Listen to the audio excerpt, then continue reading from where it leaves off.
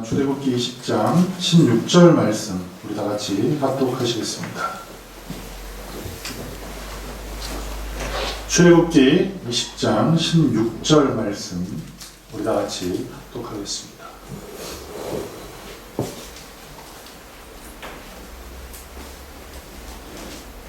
우리 다 같이 합독합시다. 내 이웃에 대하여 거짓 증거하지 말라. 아멘. 우리 앉으시면서 옆에 분과 하나님께서 당신을 너무나 사랑하시고 축복하십니다. 서로 인사 한번 하겠습니다.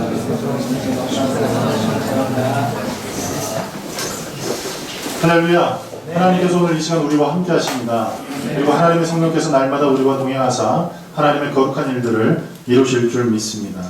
오늘 저는 여러분과 함께 봉독한 본문 말씀을 통해서 내 이웃에 대하여 거짓 증거하지 말라 라는 제목으로 은혜를 나누도록 하겠습니다. 하나님의 자녀는 누구입니까? 그리고 누구를 또 하나님의 자녀라고 할 수 있겠습니까? 그것은 바로 하나님께서 알려주신 삶의 지침대로 삶을 살아가는 사람들, 또한 하나님께서 우리에게 가르쳐주신 삶의 지침대로 살아보려고 애를 쓰고 설령 그것이 자기의 힘으로 되지 않을 때 겸손히 하나님의 도우심을 구할 수 있는 사람, 그 사람을 하나님의 사람, 하나님의 자녀가 할 수 있을 것입니다. 하나님의 도우심으로 이 세상을 살아갈 수 있는 사람들, 그리고 하나님의 도우심이 없이는 이 세상을 살아갈 수 없다고 고백할 수 있는 사람들, 그 사람들을 가르쳐서 하나님의 자녀가 할 수 있다는 사실입니다. 그런 의미에서 우리는 지금 하나님께서 우리에게 가르쳐 주신 삶의 지침에 대해서 말씀을 나누고 있습니다. 벌써 1계명에서부터 8계명까지 지났고 오늘은 9번째 계명에 우리가 서 있습니다. 그럼 여러분 1계명부터 8계명까지 다 기억하실 수 있겠습니까? 1계명에서부터 8계명까지 다 기억하실 수 있겠습니까? 한번 여러분들을 신뢰하면서 우리 1계명부터 8계명까지 한번 얘기해 봅시다. 첫 번째가 뭡니까? 그렇죠. 하나님의 다른 신을 섬기면 안 돼요. 두 번째는 뭐예요? 두 번째는 뭡니까? 우상을 만들지 말아야 됩니다. 그리고 세 번째는 뭡니까? 세 번째는 뭐예요? 하나님의 이름을 망령되이 걷지 마시기 바랍니다. 그리고 네 번째는 뭡니까? 그건 잘 하시네요. 안식일을 기억하여 거룩히 지키는 겁니다. 그리고 다섯 번째는 뭡니까? 내 부모를 존경하라. 그리고 여섯 번째는 뭐예요? 뭐라고요? 살인하지 마라. 살인하지 마세요. 그리고 일곱 번째는 뭐예요? 일곱 번째는 뭐예요? 간음하지 마시기 바랍니다. 간음하지 마시고요. 그리고 오늘 바로 전주에 뭐예요? 여덟 번째 거짓 증거는 9번째예요. 도둑질하지 마라. 도둑질하지 마라. 그리고 오늘 9번째 이 계명 앞에 서 있습니다. 그 계명들이 뭐 순서대로 다 외울 수 있다고 중요한 게 아니에요. 물론 외울 수 있는 게 중요해요. 알아야지요. 알아야 행합니다. 알아야 그것을 이루며 살아갈 수 있어요. 그렇기 때문에 10계명을 다 순서별로 암송하는 거 굉장히 중요해요. 그런데 더 중요한 게 있습니다. 그것은 뭐냐면 우리가 그것을 알고 암송하는 자리에 머물러 있지 않고 그것을 직접 행할 수 있는 자리까지 나가는 것, 그것이 온전한 믿음인 줄 믿으시기 바랍니다. 제가 여러분에게 말씀드렸는데 신앙생활이 뭡니까 여러분? 금요일날도 얘기했어요. 신앙생활이 뭐예요? 주일날 교회 나오고 매일 성경 읽고 그리고 하나님 앞에 기도하는 것, 그것이 신앙생활입니까? 그것은 신앙생활의 일부일 수 있습니다. 어떤 종교적인 행위로 이야기할 수도 있습니다. 그런데 좀 이 신앙생활이라는 그 단어에 우리가 좀 더 본질에 다가가기 위해서는 그렇게 한번 이해를 해보는 게 좋을 것 같습니다. 내가 교회에서 들은 것, 그리고 내가 성경 말씀을 읽으면서 알게 되는 것, 그리고 기도하면서 이것이 하나님께서 내게 주신 믿음이라고 고백할 수 있는 그것을 삶 가운데서 지키며 그것을 증명해낼 수 있는 것, 그것이 신앙생활입니다. 내가 아는 것을 지켜 행하면서 그것을 증명해낼 수 없는 것, 그것은 신앙생활이 아닙니다. 성경을 많이 알고, 그리고 기도를 많이 하는 것, 물론 신앙생활에 굉장히 큰 유익이 됩니다. 왜냐하면 말씀과 기도로 거룩해진다고 디모데전서는 고백하고 있기 때문입니다. 그러나 그것이 우리를 거룩하게 하지 못하고 오히려 우리로 하여금 교만하게 하고 우리로 하여금 병들게 한다면 하나님의 말씀 그리고 하나님 앞에 기도하는 그것을 통해서 우리의 신앙 생활은 완전하게 형성이 되지 않는 것이라고 이야기할 수 있습니다. 그런 부분에서 오늘 이 신앙생활에 대해서 이야기할 때 너무나도 중요한 이야기를 하려고 합니다. 어찌 보면 첫 번째부터 여덟 번째 계명, 그 모든 계명에 있어서 우리가 하려고만 마음 먹으면, 우리가 잘하려고 마음만 먹으면 가급적이면 짓지 않을 수 있는, 그리고 안 지어도 될 만한 그런 죄들이 굉장히 많이 나열되어 있습니다. 그런데 우리가 굳이 불식간에 내 의지와는 상관없이 너무도 쉽게 범하는 죄 가운데 하나가 오늘 이 죄예요. 이 죄. 그 죄가 뭐냐 하면 거짓 증거라는 사실입니다. 어찌 보면 10계명 가운데서 여러분 어떤 계명이 가장 지키기 어렵다고 생각합니까? 여러분? 10계명, 1계명부터 10계명까지 여러분들이 다 지켜내려고 애를 쓰고 노력하는데 그 계명 가운데서 정말 지키기 어려운 계명이 어떤 거라 생각합니까? 사람마다 다를 거예요. 어떤 사람은 이것, 어떤 사람은 저것.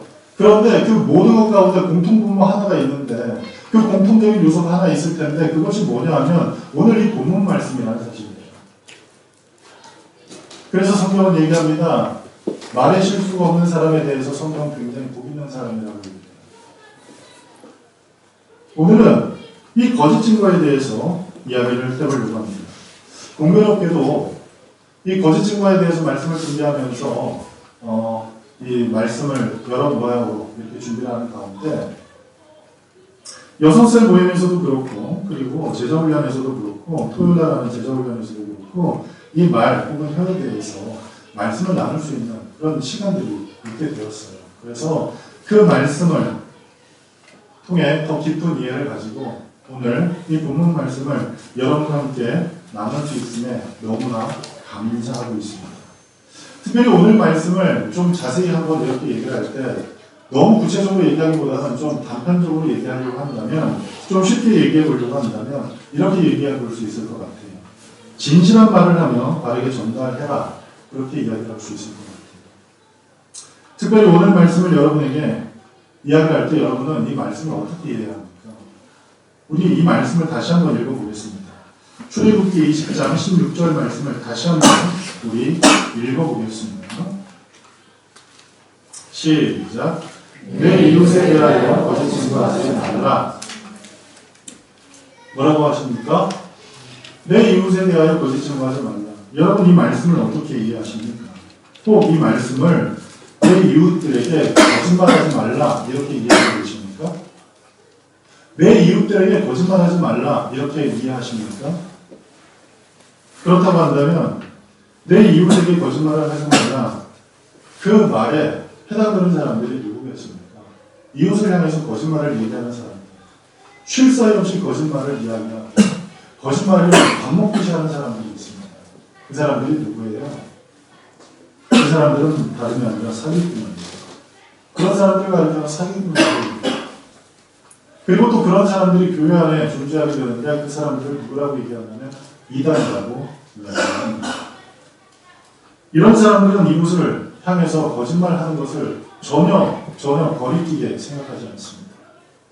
오히려 더 세련되게 그리고 오히려 더 남을 잘 속이기 위해서 노력하고 연구하는 것 그것이 그 사람들의 특징이라 할 수 있습니다. 자신의 목적을 이루기 위해서 수단과 방법을 가리지 않는 사람들 그리고 또 특별히 자기의 목적을 이룰 때 다른 사람이 곤란한 지경에 빠져도 상관이 없는 그 곤란한 지경이 심지어 다른 사람의 인생 전체를 망가뜨리는 경우이라 할지라도 그것에 별로 개의치 않는 사람들을 가리켜서 우리는 이웃을 향해서 거짓말하는 사람이라고 이야기할 수 있습니다. 우리가 몇 주 전에 영상을 접했던 신천지 그리고 사기꾼들이 이런 부류에 속하는 사람들입니다. 성경에서도 이런 예를 얼마든지 찾아볼 수가 있습니다. 특별히 과거 하나님의 말씀을 드러냈던 사람들을 누구라고 얘기를 합니까? 하나님의 말씀을 받고 그 말씀을 하나님의 백성들에게 대언했던 사람들을 가리켜서 누구라고 얘기하냐면 선지자라고 얘기합니다. 따라합시다. 선지자. 뭐라고 한다고요? 선지자. 아시겠어요? 그런데 이 선지자라고 불렸던 사람들이 성경에는 여러 부류가 있어요. 선지자가 딱 한 부류만 있는 게 아니라 선지자에도 여러 그룹이 있었단 말이에요. 그 중에 첫 번째로 개별 선지자가 있어요. 대표적인 예로 다윗 왕 때에 다윗이 죄를 범합니다. 그리고 그 범한 죄를 누가 와서 이야기를 합니까?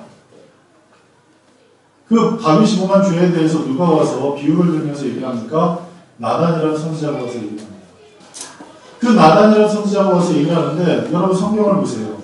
나단이라는 선지자가 그 후 나오나 한번 보세요.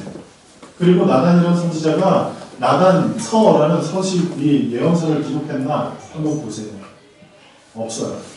그래서 이 나단 같은 선지자를 뭐라고 얘기를 한다? 뭐라고 얘기를 한다? 개별 예언자 이렇게 얘기합니다. 두 번째로 왕궁 예언자들이 있습니다. 이 사람들은 왕궁에서 거하면서 왕에게 하나님의 뜻을 전달하는 예언자였습니다. 그리고 세 번째로 성전 예언자입니다. 이 사람들은 성전이 있습니다. 그래서 백성 개개인이 여러 가지 탐험을 갖거나 여러 가지 개인의 소원을 갖거나 그 모든 것을 하나님께 아뢰고 그리고 하나님께서 주신 그 응답을 그 사람들에게 들려주는 사람들, 그 사람들을 성전 예언자라고 했습니다.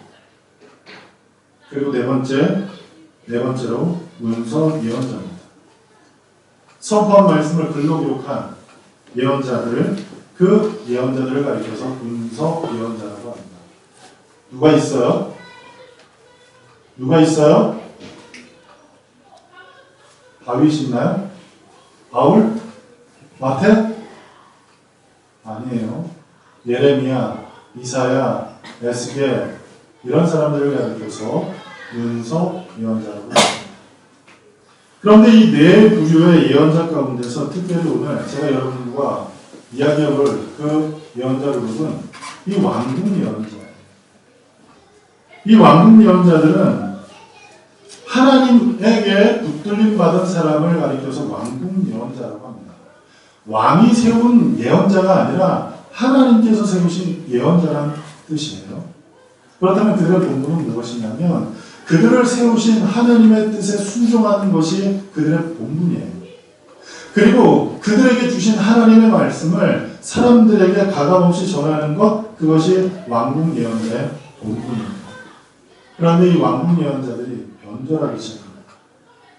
왕궁에 기거하는 것이 너무 좋았고 그리고 왕궁에 기거하면서 자기들이 누렸던 그 모든 기득권이 너무나 좋았던 겁니다. 그러다 보니 그 기득권 그리고 자기가 누리고 있는 그 모든 권세 그리고 자기에게 보장되어진 그 찬란한 미래 그것들을 놓치기 싫어서 이 왕궁 예언자들이 하나님께서 주신 그 예언의 말씀을 왜곡되게 왕에게 전하는 그런 일을 행하기 시작합니다. 대표적인 예가 누구냐 하면 바로 예레미야와 하나냐라는 사람입니다. 예레미야가 왕궁 예언자라는 게 아니에요. 예레미야는 하나님의 말씀을 가감없이 전했어요. 그러다 보니 그는 쉼없이 눈물을 흘려야 했던 사람이에요.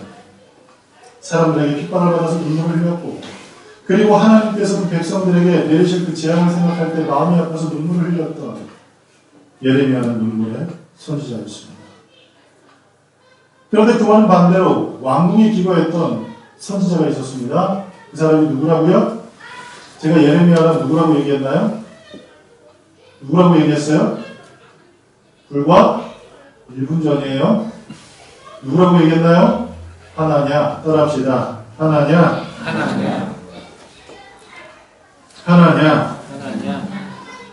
자, 이 하나냐라는 이 사람은 어떤 일을 했냐면 왕궁 예언자로서 왕에게 하나님의 예언의 말씀을 전해하는 직임을 받은 사람이었습니다. 그런데 그는 어떻게 했습니까? 예레미야 27장을 보면 나라가 큰 위기에 빠져 있을 그때에 예레미야는 하나님의 명령을 따라서 당시의 왕이 목에 멍에를 메고 바벨론에 포로로 끌려가서 왕을 섬길 것이라는 하나님의 말씀을 시드기야 왕에게 전합니다. 예레미야 27장 11절에 이렇게 나옵니다. 오직 그 목으로 바벨론 왕의 멍에를 메고 그를 섬기는 나라는 내가 그들을 그 땅에 머물러서 밭을 갈며 거기 거하게 하리라 하셨다. 여호와의 말입니다. 예레미야는 그것을 가감없이 시드기야 왕에게 전했어요. 그런데 왕궁에 있었던 이 하나냐라는 예언자는 예레미야의 말을 뒤집어 엎습니다. 이스라엘 하나님 여호와께서 바벨론 왕의 멍에를 꺾었으므로 2년 안에 포로 생활에서 돌아올 것이라고 이야기를 합니다. 예레미야 28장 2절에 이렇게 얘기합니다. 만군의 여호와 이스라엘의 하나님이 이같이 말씀하여 가라사대 바벨론 왕의 멍에를 꺾었느니라. 참으로 놀라운 사실은 이 두 예언자가 정반대의 입장에 서 있음에도 불구하고 그들이 모두 다 하나님의 말씀을 대언한다고 이야기한다는 것이에요. 정반대의 입장에 서 있으면서도 모두 하나님의 말씀을 대언한다고 주장하고 있다는 거예요. 그럼 하나님은 두 분입니까? 여러분, 하나님은 두 분입니까? 하나님은 한 분, 하나님이십니다. 그런데 한 분 하나님께서 그 나라에 주신 그 예언의 말씀에 대해서 선지자들이 저마다 다른 이야기를 하고 있다는 사실입니다. 두 번째로, 이스라엘 백성들이 왜 출애굽해서 광야에서 40년 동안 방황했습니까? 네? 여러분, 이스라엘 백성들이 왜 광야에서 40년 동안 방황했습니까? 40년인지는 알고 계신 거죠? 근데 왜 40년 동안 방황했습니까? 길을 몰라서? 길을 몰랐나요? 그렇지 않아요. 여러분들이 지도를 보면 알겠지만 이스라엘 백성들이 홍해를 건너서 정탐꾼을 보낸 그 위치가 어디냐면 그곳을 좀 더 들어가면 바로 가나안 땅이었어요. 거기서 얼마 멀지 않아서 좀만 더 앞으로 들어가면 가나안 땅에 들어갈 수가 있었어요. 길을 몰랐기 때문에 그들이 40년 동안 방황한 게 아니에요. 왜 이스라엘 백성들이 40년 동안 광야 생활을 했습니까? 여러분에게 여쭤보는 거예요. 네? 여러분, 왜 광야에서 40년 동안 생활을 했냐 말이에요. 그 이유가 바로 거짓 증거 때문이라는 사실을 여러분 아십니까? 그 이유가 바로 이 거짓 증거, 거짓말한 것 때문에 그와 같은 일이 벌어지게 되었다는 거 여러분 아십니까? 민수기 14장 34절에 이렇게 이야기를 합니다. 너희는 그 땅을 정탐한 날 수인 40일의 하루를 1년으로 쳐서 그 40년간 너희의 죄악을 담당할지니 너희는 그제서야 내가 싫어하면 어떻게 되는지를 알리라 하셨다. 아멘. 뭐라고 하신 거예요? 12정탐꾼을 보냈고 그 12정탐꾼이 돌아와서 보고한 그 내용 가운데에서 10명은 뭐라고 얘기합니까? 들어갈 수 없다. 2명은 들어갈 수 있다. 그런데 사람들은 누구의 말에 귀를 기울였냐 하면 들어갈 수 없다라는 이야기에 귀를 기울였습니다. 결국 거짓 증거한 사람들의 이야기를 듣고 거짓 증거한 사람들의 그 말에 모두가 동조하자 그들은 40년 동안 광야에서 생활하면서 자기들의 죄악을 곱씹고 자기들의 죄악을 곱씹으면서 하나님 앞에 회개해야 하는 그러한 상황에 놓여지게 되었습니다. 하나님께서 이스라엘 백성들을 애굽에서 끌어내어서 홍해를 건너게 하십니다. 그리고 하나님께서 그 백성들이 가데스 바네아라는 곳에 도착할 그 즈음에 12정탐꾼을 뽑으라고 하십니다. 그 12정탐꾼은 어떤 사람들이었냐면 각 지파의 대표였어요. 각 지파에서 대표가 추천한 사람 가운데 한 사람씩 뽑아서 12명의 정탐꾼을 뽑았습니다. 그리고 그들에게 명령을 내렸습니다. 하나님께서 우리에게 주신 그 땅을 정탐하고 돌아와라. 그들이 정탐을 그 날수가 며칠이었냐면 40일이었죠. 그래서 정탐꾼들은 40일 동안 그 땅을 정탐하고 난 후에 이스라엘 회중에게 돌아와서 자신들이 본 것을 그대로 이야기합니다. 과연 그 땅은 모세 당신이 이야기한 것과 같이 젖과 꿀이 흐르는 땅이 맞습니다. 그런데 몇 가지 문제가 있습니다. 그 땅에 거주하는 주민들은 강하고 성읍이 견고하고 설상가상 우리는 그곳에서 아낙 자손들을 보기까지 했습니다. 그러니 우리는 그 땅에 들어갈 수 없습니다. 이렇게 이야기합니다. 여기서 이해를 돕기 위해서 아낙 자손에 대해서 이야기를 해봐야 돼요. 왜냐하면 12정탐꾼 가운데서 10정탐꾼이 이 아낙 자손을 보는 순간 간단히 서늘해졌단 말이에요. 그러면 이 아낙 자손들은 누구예요? 아낙 자손들은 어떤 사람들입니까? 여러분 주일학교 때부터 교회를 다니셨던 분들, 그리고 오래전에 교회를 다니셨던 분들 12정탐꾼 얘기는 오래전부터 들어서 아실 거 아닙니까? 근데 이 아낙 자손들, 이 아낙 자손을 좀 생각해보면 그도 그럴만할 것 같아요. 왜냐? 이 아낙 자손은 창세기 6장에 나와 있는 네피림의 후손이에요. 이 네피림의 후손이라는 말은 다른 말로 하면 매우 거인이었고 그리고 매우 용맹했고 그들은 굉장히 호전적이었어요. 그래서 침략자들로 주장하고 있습니다. 그리고 그들은 어느 곳에 거주했냐면 헤브론을 중심으로 해서 산악지대, 또 가나안 땅에, 가나안의 산악지대에 주로 거했던 가나안 초기 이 정착 원주민이었습니다.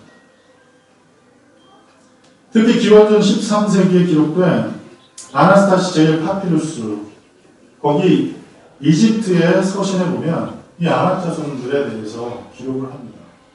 이집트 사람들이 아낙 자손을 이렇게 평가를 해요. 뭐라고 평가를 하냐면 그들은 키가 2m에서 3m 정도 되는 아주 거인이다.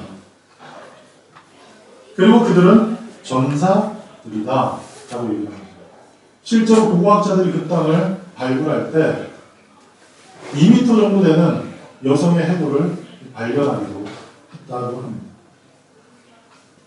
이처럼 어마무시한 사람들을 보고 돌아온 정탐꾼들이 대다수가 아무리 하나님께서 주시겠다고 했다 하지만 우리는 그 땅에 들어갈 수가 없습니다. 우리가 들어가면 여지없이 우리 모두 죽게 될 것이라고 이야기하기 시작했고 이와 같은 보고를 듣고 사람들이 어떤 반응을 보였는지 민수기 14장 1절부터 2절은 이렇게 얘기합니다. 잘 들어보세요. 민수기 14장 1절부터 2절 잘 들어보세요. 온 회중이 소리를 높여 부르짖음에 백성이 밤새도록 통곡하였더라.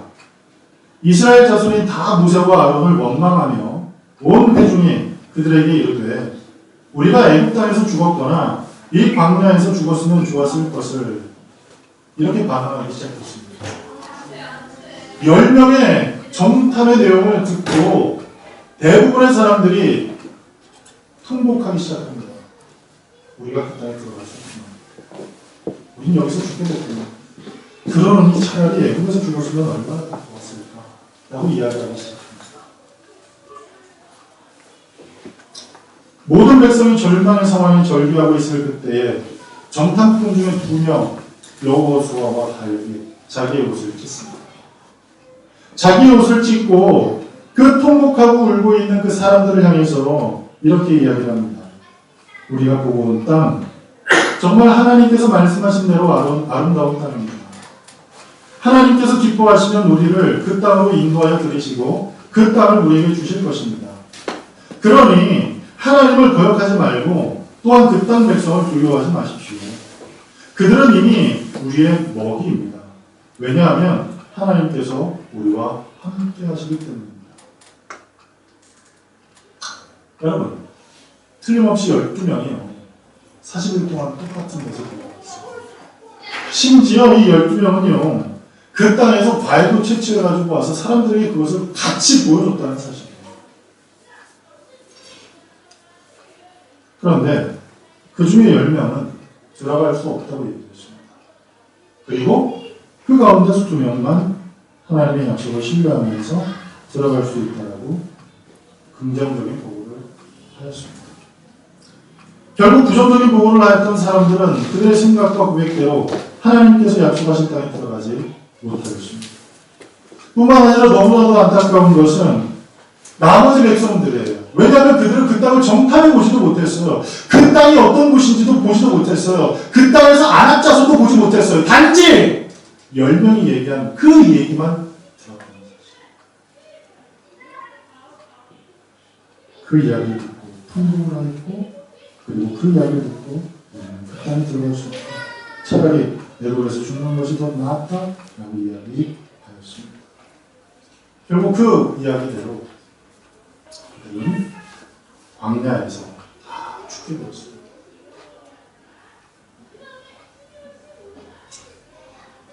사랑하는 성도 여러분, 이와 같이 오늘날 교회 안에서도 특정한 상황에서 똑같은 상황을 보면서 부정적인 얘기를 이웃에게 증거하는 사람들이 있습니다. 사실을 왜곡하고 거짓을 이야기하는 사람들이 있습니다. 사실을 얘기하는 그런데 그것을 왜곡하는 게 문제예요. 그리고 그 부정적인 이야기를 들은 사람들, 그 사람들의 마음은 진위를 파악하지도 않고 부정적인 이야기를 듣고 마음이 이미 동하여 동조하게 됩니다. 그럴 때 우리는 어떻게 해야 합니까? 그런 상황 가운데서 그냥 그대로 내버려 두면 됩니까? 그냥 있으면 됩니까? 성경은 그렇게 얘기하지 않습니다. 민수기 13장 30절은 이렇게 얘기합니다. 갈렙이 모세 앞에서 백성을 조용하게 하고 이르되 우리가 곧 올라가서 그 땅을 취하자. 능히 이기리라 라고 얘기를 했습니다. 갈렙이 어떻게 했다고요? 그렇게 이야기하는 사람들, 그렇게 부정적으로 이 부정적인 이야기를 듣고 마음이 동요되어서 슬피 울며 그리고 마음 가운데 불안한 그 사람들을 조용히 시켰다는 사실이에요. 그러면서 이렇게 얘기합니다. 하나님께서 우리와 함께 하시기 때문에 우리 그 땅을 취할 수 있다고 얘기를 합니다. 부정적인 이야기를 하지 못하도록 알아섰습니다. 그리고 그것에 비교하지 못하도록 하나님께서 주신 그 마음을 사람들에게 나눴습니다. 여러분, 부정적인 이야기가 우리에게 들려오면 그것에 귀를 기울이지 않는 것이 좋습니다. 왜냐하면 오늘의 본문을 정확하게 이해하면 그 이유를 알 수가 있습니다. 이제 오늘의 본문을 정확하게 이제 이해를 하는 거예요. 왜냐하면 우리가 지금까지 얘기한 건 그동안 우리가 알고 있을 법한 얘기예요. 이웃에 대해서 거짓말하지 말라. 여러분 그렇게 알고 계셨던 분들도 계실 줄 알아요. 그래서 말씀드리는 거예요. 오늘 이 본문 말씀은 이런 뜻이에요. 이웃에게 거짓말하지 말라. 그런 의미보다는 어떤 의미인가? 그것은 바로 이웃에 대해 다른 사람에게 중상 노력하지 말라는 거예요. 어떤 사람을 다른 사람에게 나쁘게 이야기하지 말라는 거예요. 중상 노력하지 말라는 거예요. 이거 아닌 것 같은데 하시면 다시 출애굽기 20장 16절을 읽겠습니다. 다시 읽겠습니다. 시작. 내 이웃에 대하여 거짓 증거하지 말라. 어떤 뜻인 것 같습니까? 이웃에게 거짓말하지 말라는 뜻인 것 같습니까? 아니면 이웃에 대해서 어떤 사람에 대해서 다른 사람에게 나쁘게 이야기하지 마라 그런 뜻이겠습니까? 어떤 게 맞는 것 같습니까? 오늘 본문에 언급된 이웃이라는 이 단어는 히브리어로 레아라는 말이에요. 이 레아라는 말은 원래 먹다라는 뜻을 또 갖고 있어요. 근데 생각해봐요.